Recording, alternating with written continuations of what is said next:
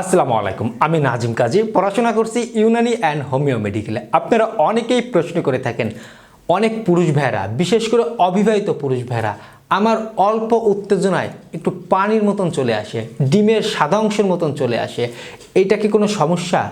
এটা কি আমার যৌবনে কোনো ক্ষতি হয়েছে? বা আমি তো পূর্বে হস্তমৈথুন করেছি, তার জন্য কি হচ্ছে? এর সমাধান কি রয়েছে? খুবই সংক্ষিপ্তভাবে এই পানিটা আসলে কি, কেন হয়, কাদের জন্য ক্ষতি হবে, কাদের জন্য ভালো, কাদের না হলে ক্ষতি হবে, এই বিষয়টা জানতে পারবেন। সম্পূর্ণ ভিডিওতে আমরা আলোচনা করব। চলুন আমাদের মূল আলোচনায় ফিরে যাওয়া যাক। প্রথমেই বলতে চাই, আমার প্রত্যেকটি ভিডিও মেডিকেল থেকে তুলে ধরা হয়, অবশ্যই শিক্ষণ হিসেবে দেখবেন। বয়সন্ধিকালে পা দেওয়ার পরে বিপরীত মানুষের দিকে, আমরা পুরুষ মানুষ মেয়েদের দিকে যখন আমাদের আকর্ষণটা বেড়ে যায়, আমাদের হরমোনের পরিবর্তন আসতে শুরু করে, আমাদের শরীরে টেস্টোস্টেরন হরমোন আসতে শুরু করে বা বৃদ্ধি হতে শুরু করে বা কাজ করতে শুরু করে, অপ্রিয় হলেও সত্য, ম্যাক্সিমাম পুরুষ ভাইয়েরা হাতের মাধ্যমে যৌবনের প্রথম সুখটা নিয়ে থাকে। কেউ হয়তো কম, কেউ হয়তো বেশি। তবে সমস্যাটা তখনই হয়ে দাঁড়ায় যখন আমরা এই হস্তমৈথুনের প্রতি অতিরিক্ত পরিমাণে আসক্ত হয়ে যাই, দিনে একাধিকবার হয়ে যায় বা অধিক মাত্রায় হয়ে যায়। সে সকল ব্যক্তিদের শুরুতে একটি টিপস দিতে চাই। এই ভিডিওটি যারা অন করেছেন, বয়স আপনার যাই হোক, যদি আপনার এই বদ অভ্যাসটি থাকে, বেরিয়ে আসুন। বদ অভ্যাসটি থাকলে আপনার শরীরে নানাবিধ সমস্যা দেখা দিতে পারে। এখন আসুন, আমাদের যে অল্প উত্তেজনায় পানি বের হয়, আমাদের এই বিষয়টা যদি ডিসকাস করতে যাই তাহলে অনেক গভীরে আমাদের চলে যেতে হয় কথা বলতে। আমি অল্পতে বলবো, বোঝার চেষ্টা করবেন। প্রথমত, আমরা পুরুষ মানুষ, পুরুষ মেয়ে সকল শরীরে, সবার শরীরে একটা কাম, একটা রস আছে। আমাদের সকলেরই শরীরে একটি কাম রস আছে।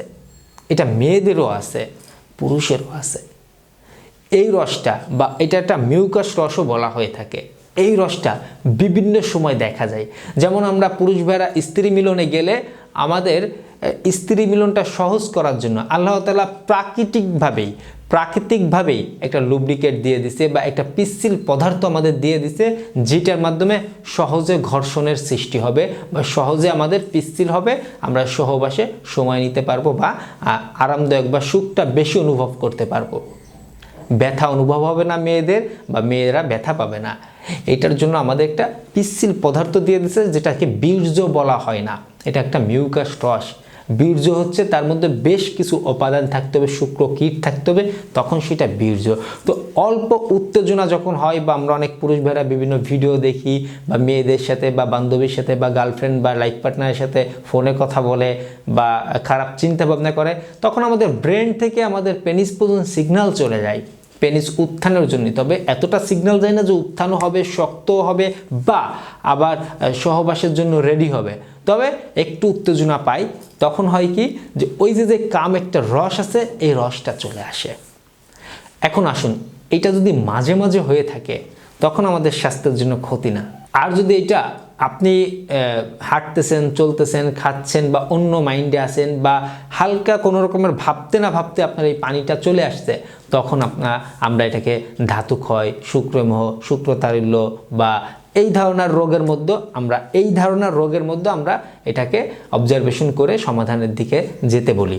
তবে যে সকল ব্যক্তিদের উত্তেজনা হয়, শক্ত হয়, বাট এই পানিটা আসে না, তাদের জন্য আবার ভয়ও নেই যে আমার তো এই রসটা নেই, তাদের জন্য ভয় নেই।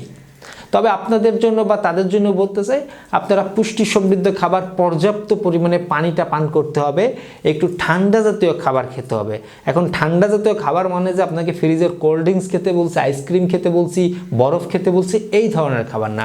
আপনি খেতে পারেন আখের রস, আপনি খেতে পারেন ডাবের পানি, আপনি খেতে পারেন ইসুপগুলের ভুসি।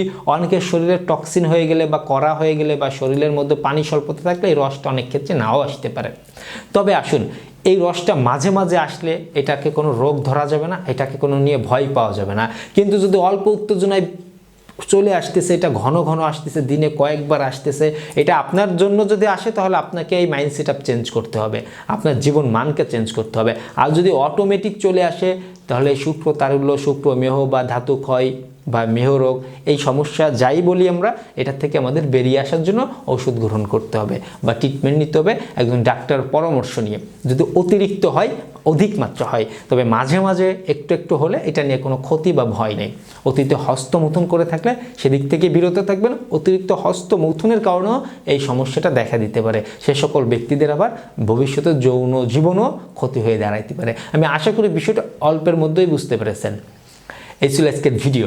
আপনাদের কোনো প্রশ্ন থাকলে কমেন্ট বক্সে কমেন্ট করতে ভুলবেন না। ভিডিওটি ভালো হলে লাইক করতে ভুলবেন না, বন্ধুদের সাথে শেয়ার করতে পারেন। সকলে ভালো থাকবেন, সুস্থ থাকবেন, সকলে সুস্বাস্থ্য কামনায় আজকের মতো এখানেই শেষ করছি। ধন্যবাদ সবাইকে।